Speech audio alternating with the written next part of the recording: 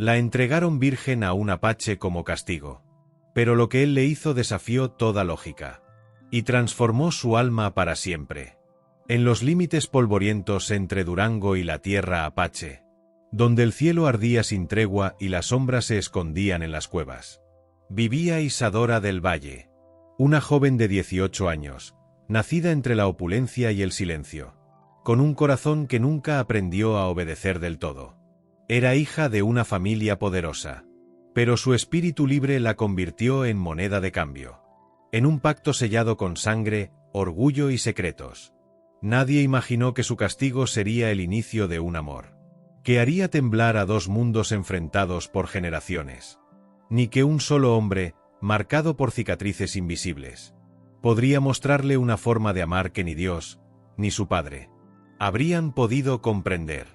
Antes de comenzar, ¿por qué no te suscribes y te unes a nuestra comunidad de apasionados por las historias reales? Aquí descubrirás relatos que te harán reír, llorar y volver a creer en el amor. Amores imposibles, decisiones que marcaron destinos y momentos que cambiaron vidas para siempre. Mientras lo haces, activa la campana de notificaciones para no perderte ninguna de nuestras increíbles historias. El carruaje avanzaba lento entre las piedras sueltas del camino, sacudiendo el cuerpo de Isadora como si quisiera arrancarla de sí misma. Las ruedas crujían como huesos viejos. La tela de su vestido, aquel que su madre había planchado con manos temblorosas esa mañana, ya estaba cubierta de polvo. A un costado, el conductor no hablaba. Del otro, dos soldados del destacamento de San Agustín la escoltaban como si fuera un objeto a entregar, una encomienda sellada. Uno de ellos, el más joven, la miraba de reojo como quien contempla algo prohibido. Pero no decía nada. Nadie decía nada. La tierra se volvía más seca. Los cactus parecían cuchillos esperando el error de un paso en falso. Y allá al fondo, donde las montañas se tornaban violetas por la neblina del calor, estaba el límite. El lugar del castigo. Isadora apretó los puños, pero su rostro no mostró miedo. Lo había gastado todo la noche anterior. ¿Tienes miedo?, preguntó el soldado joven, finalmente, rompiendo el silencio. Isadora lo miró con esa calma desafiante que la había condenado. ¿Importa? El muchacho no supo qué responder. Bajó la mirada. En su cabeza, Isadora repasaba las palabras de su padre al amanecer. Una mujer desobediente no merece compasión, pero puede tener utilidad. Lo dijo sin levantar la voz, con una mano en su Biblia y la otra señalando la carreta. Su madre solo observó desde el umbral. No lloró. No habló. Pero en sus ojos había algo que Isadora no pudo descifrar. ¿Culpa? ¿Alivio? ¿Advertencia? El destacamento apache esperaba en un claro, justo donde el río Pilares se curva como una serpiente perezosa. Había 5 hombres. Todos armados. Todos en silencio. Y al centro, uno más. Alto. Inmóvil. Con el torso desnudo y los ojos tan quietos como un lago antes de la tormenta. Tenía el cabello recogido, la piel marcada por cicatrices que no parecían de batalla sino de tiempo. Ese era él. Nacoté. Nadie pronunció su nombre. Nadie se atrevió. Pero Isadora lo supo. No por una revelación. Lo supo porque al verlo sintió que ya lo conocía, como si en alguna otra vida hubiera estado esperándolo. Uno de los soldados se bajó del caballo con torpeza y desenrolló el documento del acuerdo. El otro empujó levemente a Isadora fuera del carruaje. Ella no cayó. No lloró. No suplicó. Solo avanzó. Nacoté no dijo nada. Ni siquiera la miró directamente. Solo alzó la mano. La tribu se acercó. La escoltaron sin tocarla, sin cadenas, sin gritos. Como si ella supiera el camino. Como si el suelo la reconociera. ¿Por qué no la humillaron? ¿Por qué no la arrastraron como ella había imaginado toda la noche anterior? ¿Por qué ese silencio, tan parecido al respeto? El regreso de los soldados fue rápido. No miraron atrás. Y así, en un claro sin nombre, a la sombra de un árbol seco, Isadora del Valle cruzó el umbral del mundo civilizado y entró en el territorio de lo impredecible. La choza donde la alojaron era pequeña, pero extrañamente limpia. Había un tapiz de pieles en el suelo, una vasija con agua clara y un cuenco de maíz. Nadie la encerró. Nadie la vigiló. Solo la dejaron ahí. Pasaron horas. El sol se desplomó detrás de los riscos. La oscuridad llegó como un telón. Entonces, Nakoté entró. Ella se puso de pie de inmediato, sin saber si debía defenderse, cubrirse o esperar el golpe. Pero él no se acercó. No habló. Se arrodilló frente al fuego. Sacó algo de un saco. Era una flor seca. La colocó sobre el cuenco. Luego, sin mirarla directamente, habló por fin. No te haré daño. No esta noche. Ni la próxima. Entonces, ¿por qué estoy aquí? Preguntó ella, con voz firme. Porque tu gente no sabe lo que vale una mujer. Nosotros sí. ¿Mentía? ¿La estaba confundiendo? ¿Era todo parte de un juego cruel? Nakoté se levantó. Caminó hacia la puerta. Antes de salir, dijo algo más. Aquí, el alma manda. No tu apellido. La puerta se cerró. El silencio volvió. Y por primera vez en toda su vida, Isadora sintió que el castigo no era lo que más miedo le daba. Era lo que podía llegar a desear. ¿Y si lo que su padre había querido evitar era exactamente lo que estaba comenzando? La mañana llegó sin anunciarse, derramando luz por las grietas del techo de la choza. Isadora se despertó sentada en un rincón, aún vestida con la misma ropa del día anterior, con la espalda dolorida por el suelo duro, pero con la mente más alerta que nunca. Había dormido poco. En realidad, no sabía si había dormido del todo. Su cuerpo lo había intentado. Pero su espíritu, ese estaba despierto desde el momento en que cruzó la frontera del mundo que conocía. Nadie entró. Nadie la llamó. Afuera, los sonidos del amanecer eran extraños. Pasos suaves sobre tierra, niños riendo a la distancia, una mujer entonando una melodía gutural que no comprendía, pero que la hizo pensar en su madre. En cómo, cuando era niña, ella le cantaba bajito mientras la peinaba frente al espejo de la casa grande. La puerta de piel se abrió sin aviso. Entró una mujer. Alta, con una trenza gruesa como cuerda y una mirada que mezclaba desafío con cansancio. No sonrió. Llevaba un cuenco de barro y una manta sobre el brazo. Dejó todo en el suelo sin decir palabra. Luego, con el mismo tono seco con el que uno regaña a un animal rebelde, le soltó. «Lávate. Hueles a miedo». Isadora no respondió. Solo la miró. La mujer sostuvo su mirada unos segundos, como midiendo su valor, y luego se marchó. Había algo salvaje en ella. No por su aspecto, sino por su libertad. Se movía como alguien que no pedía permiso. ¿Cómo sería vivir así? Isadora se quitó el vestido. Por primera vez, sin sentirse observada. Lavarse con agua fría le devolvió un poco de control. Se sintió humana. Presente. Real. La manta tejida que dejó la mujer era áspera, pero limpia. Se la colocó sobre los hombros. No sabía si se suponía que debía quedarse dentro o salir. Pero su naturaleza, esa misma que la había condenado, la empujó hacia la puerta. El campamento no era lo que esperaba. No era un conjunto de chozas destartaladas y hombres armados. Era un hogar. Niños jugando entre las rocas, mujeres moliendo maíz, hombres afilando cuchillos y cuidando caballos. Todo se movía como un mecanismo bien aceitado. Todos tenían un lugar. Ella, en cambio, no. La misma mujer de la trenza se le acercó, sin rodeos. «Te llamas Isadora», dijo, más como afirmación que como pregunta. «Sí. Yo soy Tenaya. No te confundas. No te traje aquí porque me caigas bien. Pero me toca cuidarte hasta que decidan qué harás». «¿Quién decide?» Nakoté, respondió, y su voz bajó levemente, casi como si pronunciara el nombre de un espíritu. Tenaya la llevó hasta una mesa baja de madera rústica. Le ofreció comida. Isadora comió sin hablar. No porque no quisiera, sino porque sentía que cualquier palabra dicha con prisa podría condenarla otra vez. «¿Por qué me tratan así?», preguntó al fin. «¿Por qué no me odian?». Tenaya la miró largamente.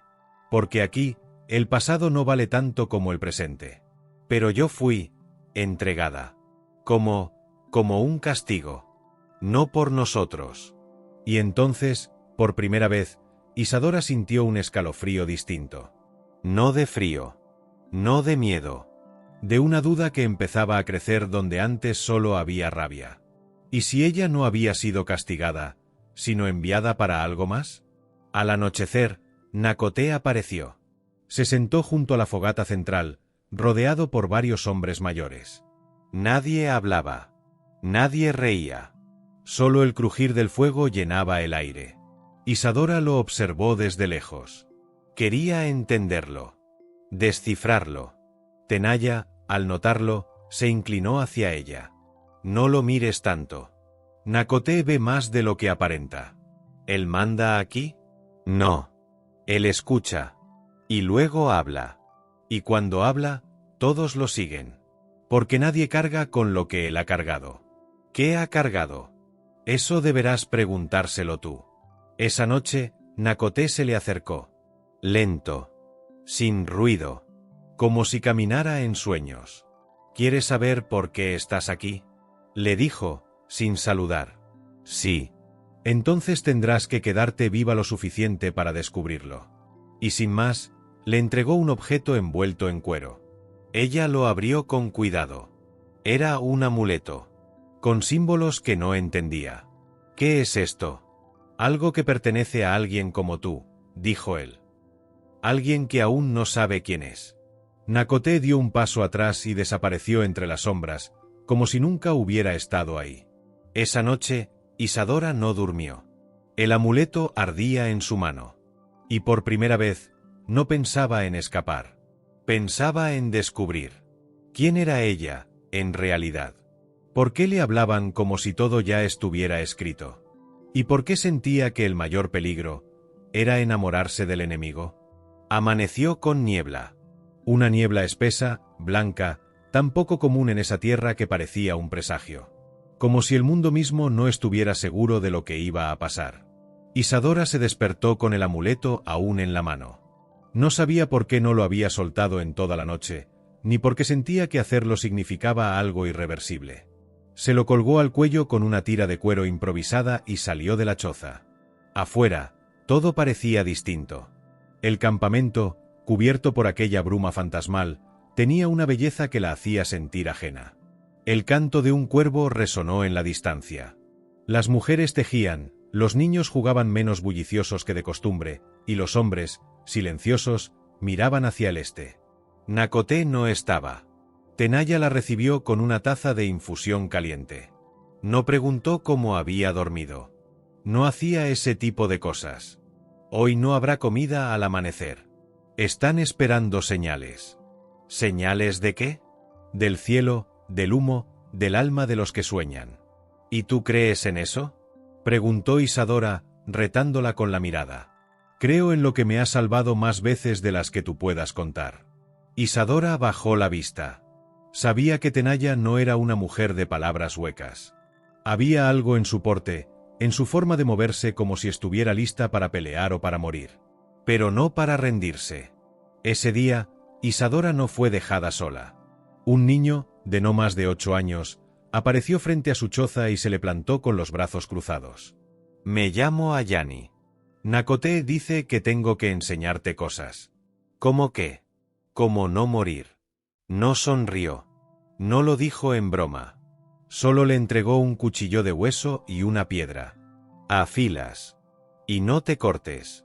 Durante horas, Isadora lo acompañó. Aprendió a cortar pieles, a usar raíces como medicina, a distinguir el silencio útil del silencio peligroso. Ayani no era un niño común. Tenía ojos viejos. Y una herida profunda en el brazo, ya cicatrizada, que nunca explicó. ¿Tú también fuiste traído aquí? Preguntó ella. Yo nací aquí. Pero mi madre no. ¿Qué pasó con ella? Se fue. Cuando vio que no podía regresar a su mundo, decidió no pertenecer a ninguno. La frase quedó flotando entre los dos. ¿Y si eso era lo que le esperaba a ella? No regresar, no pertenecer. Desaparecer sin dejar nombre, sin historia. ¿Era ese su destino? Por la tarde, Nakoté apareció. No la buscó. Solo pasó junto a ella, cargando un haz de leña. Pero cuando cruzaron miradas, hubo algo diferente. Se detuvo. «Ven», dijo, sin girar el rostro. Ella lo siguió sin pensarlo. Lo condujo fuera del campamento, por un sendero entre arbustos bajos, hasta una elevación desde donde se veía todo el valle. El cielo comenzaba a teñirse de púrpura. «Aquí traigo a los que deben recordar». ¿Recordar qué? ¿Quiénes eran, antes de que el mundo les dijera lo que debían ser? Nakoté se sentó sobre una roca plana y señaló hacia abajo. «Allí abajo enterraron a mi madre». «¿Murió aquí?» «Murió por amor». Isadora se quedó en silencio. La trajeron encadenada desde el norte. Decían que era bruja, que hablaba con los espíritus. La dejaron para que muriera sola. ¿Y no lo hizo? No. Mi padre la encontró, la cuidó, y luego la amó. Pero su tribu no lo perdonó. Los exiliaron a los dos, por amar lo que no debían. Isadora tragó saliva. El aire era más denso allí arriba. Cada palabra de Nakoté le dejaba una marca invisible. ¿Y tú? ¿También fuiste exiliado? No. Yo nací del exilio. Soy el castigo que el mundo dejó atrás. Hubo un silencio largo. El viento sopló entre los árboles como una advertencia. Y entonces, sin buscarlo, sin provocarlo, Isadora dijo lo que no pensaba decir. Yo no sé si lo que me hicieron fue un castigo o una salvación. Nakoté no la miró, pero la escuchó. Tal vez fue ambas. Fue entonces cuando ella supo que no había marcha atrás, que algo dentro de ella se había roto, o tal vez, acabado de nacer. Que ese hombre no era su enemigo, ni su dueño, pero tampoco era indiferente. Y en ese atardecer suspendido sobre el valle, el lector se queda con la duda: ¿será este el comienzo de una historia de redención o de tragedia disfrazada de amor? La lluvia llegó sin aviso. No era común en esas tierras áridas, pero esa noche el cielo pareció ceder a una furia silenciosa, desbordando nubes que hacía meses se tragaban el agua sin devolverla. Las gotas golpeaban con fuerza la tierra agrietada, el techo de cuero de las chozas, las hojas duras de los mezquites. Y entre cada tamborileo, un estremecimiento que no venía del frío, sino de algo más profundo, lo que estaba cambiando sin que nadie pudiera frenarlo. Isadora no durmió. Se sentó junto a la hoguera interna de su refugio, arropada con una manta prestada, observando cómo las llamas bailaban como si supieran un secreto que ella aún no podía descifrar. Entonces la puerta se abrió. Nakoté entró, empapado, con el rostro más serio de lo habitual. No dijo nada. Solo la miró. Ella no se levantó. No se apartó. Él caminó hacia el fuego. Se quitó la capa mojada y se arrodilló frente a las llamas, como un ritual antiguo que solo él conocía. «¿Por qué vienes?», preguntó ella, sin temor. «Porque esta noche, tú no debes estar sola». Isadora sintió como cada palabra le recorría la piel como un roce invisible. «¿Y tú?». «Yo nunca estuve acompañado». El silencio entre ellos se tensó, como una cuerda que está a punto de romperse o de unirse para siempre. Ella se acercó, sin saber si lo hacía por desafío o por necesidad. «¿Tienes miedo de mí?», le preguntó él. «No», susurró ella. «Me da más miedo lo que tú haces que no parezca miedo». Nakoté la miró entonces. Y en sus ojos no había dureza, ni posesión, ni castigo. Solo esa calma inquietante de quien ha vivido demasiado y ha aprendido a sobrevivir a todo, menos a un corazón que tiembla. «Mi pueblo cree que el cuerpo habla antes que el alma». «¿Y tú?», preguntó ella, bajando apenas la voz. «Yo creo que hay almas que nacen ya entrelazadas, pero en la vida equivocada». El lector se pregunta si están destinados a encontrarse o a destruirse. Nakoté alargó la mano. No para tocarla, sino para ofrecerle algo. Era una tira de tela, oscura, manchada de rojo. «¿Qué es esto?». «Lo llevaba tu padre cuando firmó el acuerdo». «¿Mi padre? ¿Cómo la tienes tú?». Nakoté no respondió enseguida. La miró con el peso de quien sabe que cada verdad carga con una consecuencia. «Tu padre no vino a entregarte». «¿Qué?». «Él vino a deshacerse de un secreto». «¿Qué secreto?». Nakoté se puso de pie. Caminó hasta la entrada de la choza y se detuvo justo bajo el marco, donde la lluvia lo tocaba apenas. Antes de ti, hubo otra. ¿Otra? Tu hermana. La revelación cae como un rayo. No por lo inesperado, sino por lo imposible. Isadora era hija única. Siempre lo fue. Siempre. Tu madre no pudo protegerla. Pero a ti sí. Tu entrega fue un trato. Una vida por otra. Una verdad por un silencio. El fuego chisporroteó. La tela en las manos de Isadora parecía pesar 1 tonelada. Ella sentía que el piso giraba bajo sus pies. ¿Qué le pasó a ella? Nakoté bajó la cabeza. No sobrevivió a lo que tú estás enfrentando. Isadora apretó los dientes. No por rabia, sino por la desesperación de no saber dónde empieza la mentira y dónde termina la traición. Nakoté la miró una vez más antes de desaparecer en la noche, tragado por la lluvia. Ella no lo siguió. No podía. Se quedó de pie, con la tela en una mano y el corazón abierto como una herida que acababa de recordar que sangra. ¿Y si su padre no la había castigado? ¿Y si la había sacrificado? ¿Y si Nakoté sabía más de su familia que ella misma? ¿Y si el amor que comenzaba a germinar en lo prohibido era lo único que podía salvarla del pasado que aún no entendía? El alba no trajo consuelo. Solo más preguntas.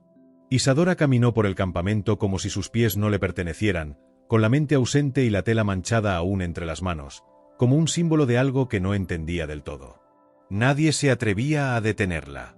Ni Tenaya, que la observó desde lejos sin pronunciar palabra. Ni Ayani, que la siguió unos pasos antes de detenerse como si intuyera que esa caminata no era para él. Llegó hasta el mismo risco donde Nakoté la había llevado días antes. Allí, el valle seguía extendiéndose como una promesa rota, y el viento le azotaba el rostro como si quisiera arrancarle los pensamientos. Se sentó. Cerró los ojos. Intentó recordar algo que no existía, el rostro de una hermana que jamás supo que tenía. ¿Había escuchado su nombre alguna vez en la casa? ¿Una fotografía escondida? ¿Un susurro? Nada. ¿Y si esa era precisamente la verdad más cruel? Que fue borrada, silenciada, como si nunca hubiera existido. Los pasos de Nakoté se escucharon minutos después. Lentos. Cargados. ¿Por qué me lo dijiste? Preguntó Isadora, sin mirarlo. Porque creí que estabas lista. No lo estoy. Nakoté se sentó a su lado. No tocó la tela. No la tocó a ella. Ella se llamaba Elenya, dijo al fin. Tenía el cabello del color del trigo y los ojos como el cielo antes de una tormenta. No supo que era diferente hasta que le dijeron que debía esconderse. Isadora lo miró, con la angustia clavada en la garganta. ¿Tú la conociste? Vivió aquí, como tú ahora. Pero no duró. Su espíritu era fuego. Y el fuego, sin espacio, se ahoga. ¿Mi padre? Él la negó. No por odio. Por vergüenza. Tu madre la escondió todo lo que pudo. Cuando la descubrieron, no hubo opción. Isadora sintió una náusea subirle por la garganta. Todo lo que creía conocer sobre su vida, su historia, su origen, comenzaba a resquebrajarse. ¿Y por qué me trajeron a mí, entonces? Porque tú eras el sacrificio reparador. El símbolo. La segunda oportunidad. Nakoté la miró con una intensidad que no tenía nombre. Pero yo no quiero ser símbolo de nada. Ya lo eres. El silencio entre ellos se llenó de algo denso, más que tensión, más que rabia. Era atracción, sí, pero también miedo. Miedo a lo que significaban el uno para el otro. A lo que se revelaba entre sus miradas sin necesidad de palabras. Tienes algo en ti que rompe reglas, murmuró Nakoté. Por eso tus padres temen tanto. No a lo que hagas, sino a lo que despiertes. ¿Y tú? ¿Tú qué temes? Preguntó Isadora, con la voz temblorosa. Temo desear lo que no debería. ¿Y qué es eso? A ti. Y ahí, el aire se detuvo. Como si el universo hubiera contenido la respiración. El lector, el espectador, el alma misma de Isadora, siente que ya no hay retorno. Él se acercó lentamente. Sus labios no tocaron los de ella aún, pero estaban tan cerca que podía sentir su aliento, su calor, su duda. «No te acerques si no estás dispuesto a quedarte», susurró ella. «No me acerques si no estás dispuesta a romperlo todo», respondió él. Y entonces se besaron. No fue suave. Fue urgente. Doloroso. Como dos almas que se reconocen pero también se retan. Que se encuentran en el momento equivocado, en el lugar prohibido, pero aún así no pueden, no quieren, detenerse. Cuando se separaron, no había palabras. Nakoté se levantó primero. Pero antes de irse, le entregó un pequeño objeto. Una figura tallada en madera. «Esto era de Elenya», dijo con voz grave. «Llévala contigo». «¿Por qué?» «Porque donde tú vayas, ella va». El lector se queda suspendido entre el amor y la tragedia. Este nuevo vínculo será salvación o repetición del mismo destino. Podrán escribir su propia historia o están atrapados en los errores de un pasado que no perdona. El sonido de los tambores comenzó justo antes del amanecer. Lento, profundo, como el latido de una criatura antigua que despierta. Isadora se incorporó sobresaltada. Afuera, el campamento no se movía como cada mañana. No había niños corriendo ni humo de tortillas recién hechas. Solo pasos apresurados, miradas tensas y voces susurrando nombres que ella no conocía. «¿Qué está pasando?», preguntó al salir, envuelta aún en la manta. Tenaya la interceptó con el rostro desencajado. «No salgas. No ahora». «¿Por qué?» «Hay jinetes viniendo desde el norte. Muchos. No traen paz». Isadora sintió que el suelo se le volvía líquido bajo los pies. «¿Mi padre?» Tenaya no respondió. Pero sus ojos confirmaron lo que su boca no se atrevía a pronunciar. Nakoté apareció al borde del claro, su figura más imponente que nunca. Ya no era el hombre del silencio. Era el guerrero. El líder. El que cargaba la rabia y el amor con la misma firmeza.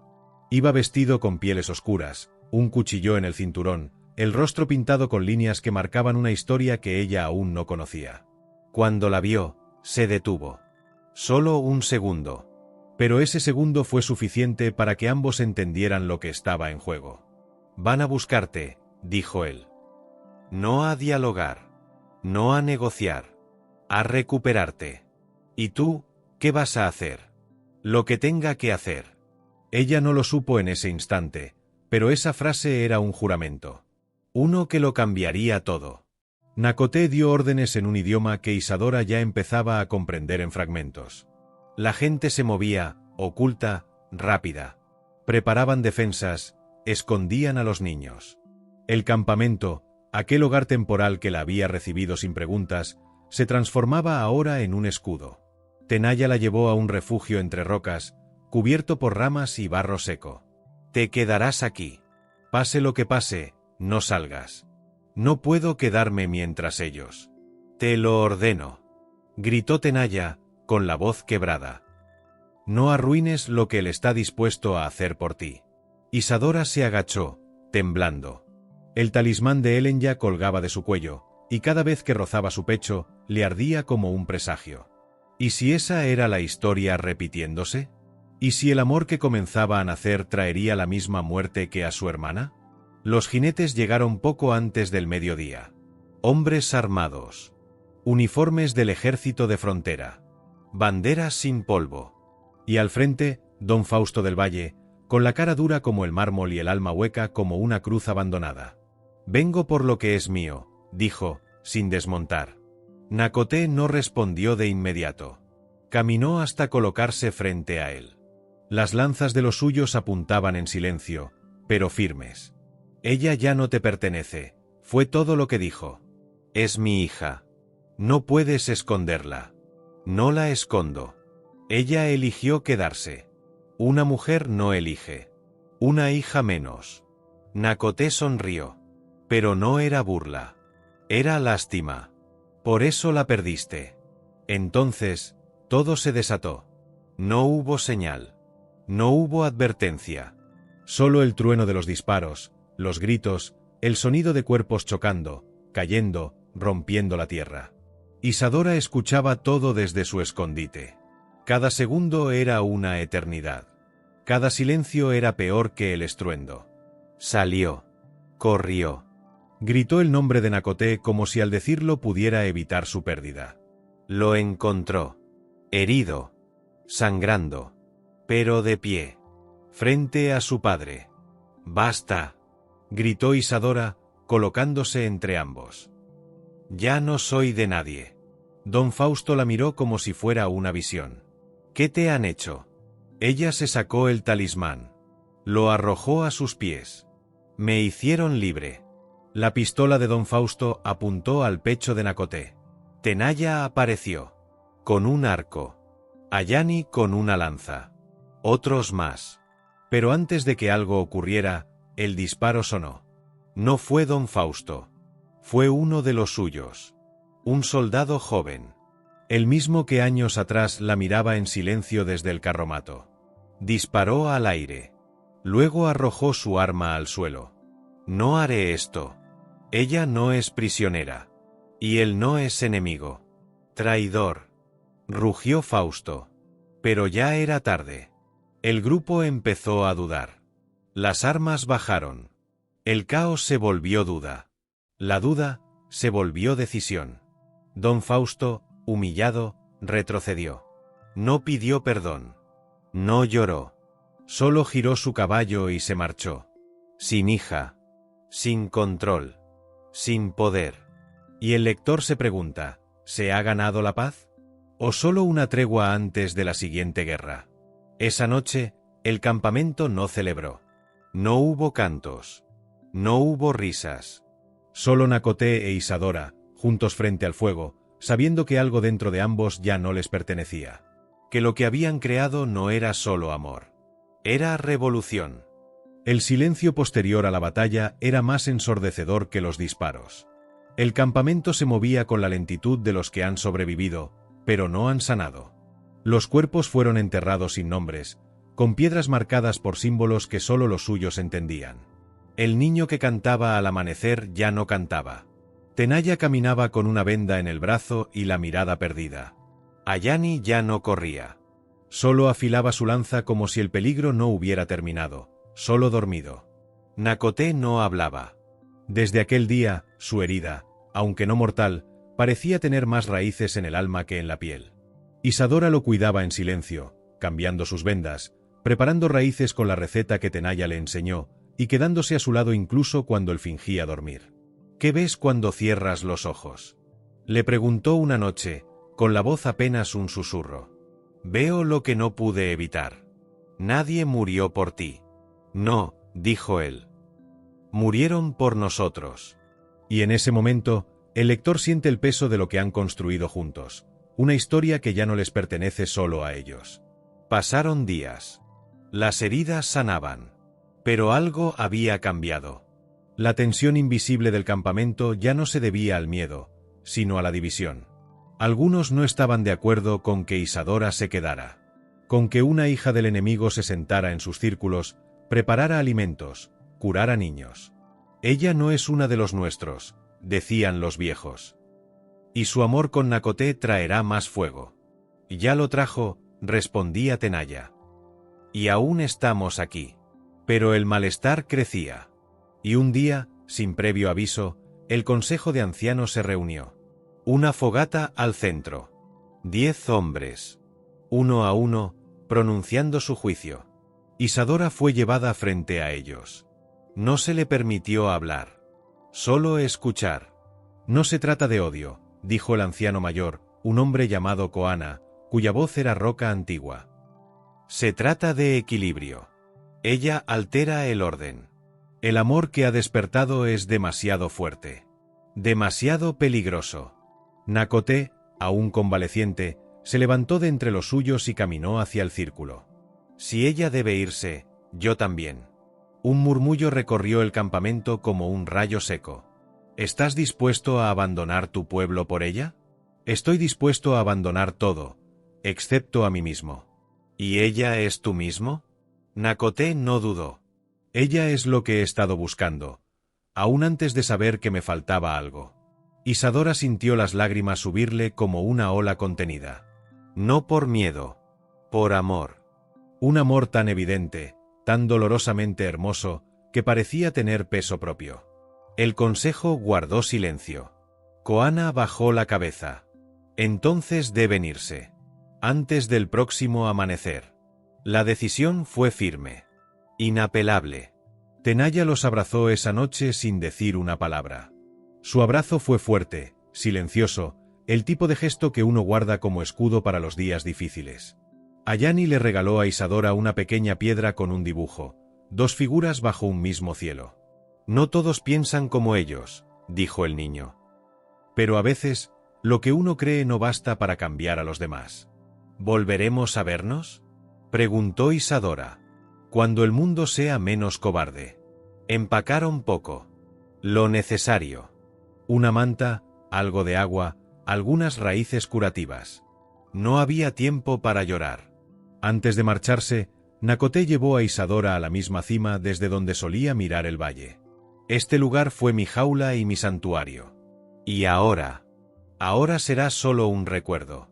Isadora tomó su mano. ¿Hacia dónde vamos? A donde no tengamos que pedir permiso para amar. Y juntos, con el cielo rojo del amanecer quemando la tierra a sus espaldas, se marcharon. El lector, en ese momento, no sabe si acaban de comenzar una vida o una condena. Caminaron durante días.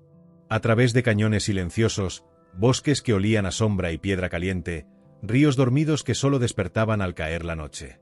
Nakoté conocía cada árbol, cada trampa de raíces, cada estrella que indicaba el norte. Isadora aprendía en silencio, paso a paso, con las botas rotas, las piernas cansadas y el alma, libre por primera vez. Dormían bajo mantas cosidas con paciencia. Comían lo justo. Hablaban poco. Pero en ese silencio, el amor no se apagaba. Crecía. No como una llama.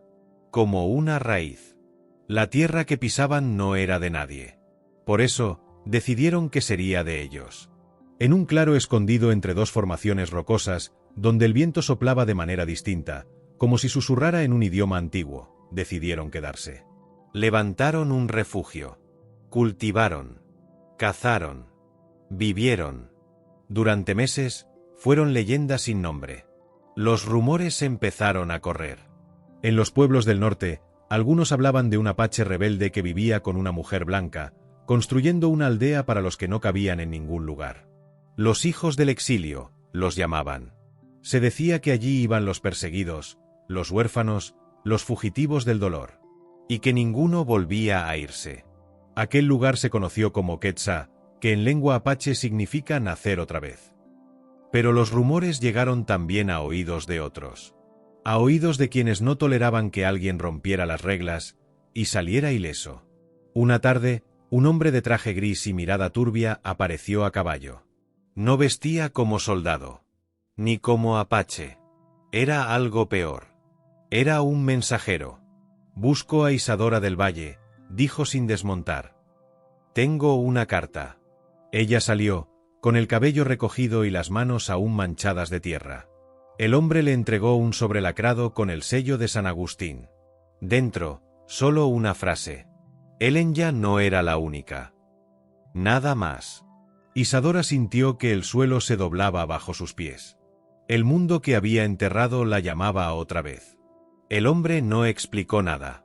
Solo se marchó. Nakoté la observó leer la carta. ¿Qué dice?, preguntó.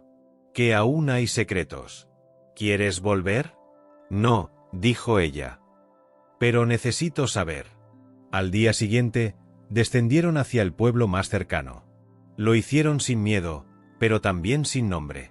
Allí, entre miradas y susurros, buscaron a un escribano que les ayudara a descifrar el documento completo. Lo que descubrieron lo cambió todo. Isadora no era hija única, ni hija legítima. Era la tercera hija de una mujer que nunca fue la esposa de don Fausto. Una mujer indígena, oculta, silenciada, convertida en sombra por el peso del apellido y la vergüenza. Elenya era su hermana. Pero había otra más. Una niña desaparecida durante un traslado. Nunca encontrada. Mi padre no me castigó por desobedecer. Nakoté escuchaba en silencio. Me castigó por existir. No te castigó, corrigió él. Intentó borrarte. Y en ese momento, el lector entiende que todo lo vivido no fue el resultado del azar, sino de una historia tejida con mentiras, castigos y redenciones pendientes. Isadora decidió escribir su historia, la de Elenya, la de su madre, la de Quetzá. Con ayuda de Nakoté, creó un pequeño centro de aprendizaje en su aldea. Enseñaban a leer, a contar, a recordar, a no temer el fuego que arde dentro. Años después, en lo más profundo del norte, cuando ya los cabellos de ambos habían perdido el brillo, una joven llegó con una carta en la mano.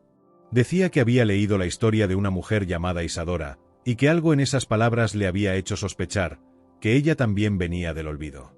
¿Quién eres?, preguntó Isadora. No lo sé, respondió la muchacha. Pero cuando leí sobre Elenya, soñé con ella. Y soñé contigo.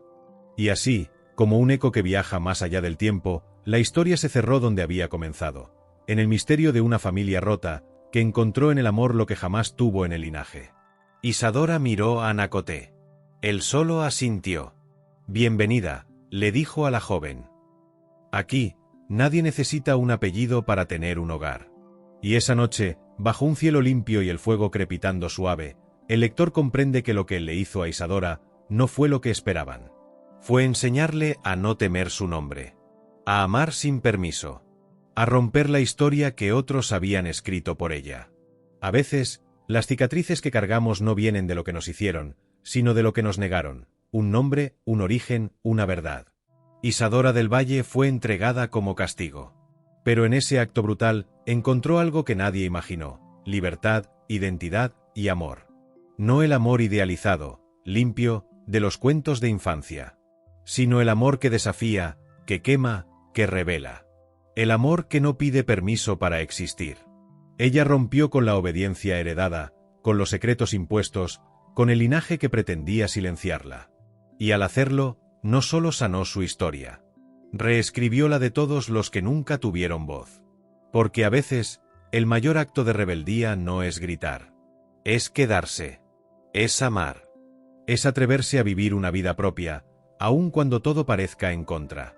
Tal vez tú también has sentido que no encajas, que te han entregado a un destino que no elegiste, que te han marcado con silencios, con culpas, con miedos heredados. Pero recuerda esto: siempre hay otra historia esperándote. Y a veces, comienza justo cuando el mundo cree que todo está perdido. Como Isadora, tal vez no puedas cambiar tu pasado, pero puedes decidir quién serás a partir de hoy. Y ahora dime, tú, que has llegado hasta el final, ¿también estás listo para romper con lo que otros escribieron para ti? Si esta historia te tocó, te hizo pensar, o simplemente te mantuvo en vilo, suscríbete a nuestro canal y activa la campana de notificaciones. Aquí, cada semana, descubrirás relatos que no solo entretienen, sino que despiertan. Amores imposibles, decisiones que cambiaron destinos, secretos enterrados y vidas que, como la tuya, aún están por escribirse. Bienvenido a la comunidad donde las historias reales se cuentan como nunca antes.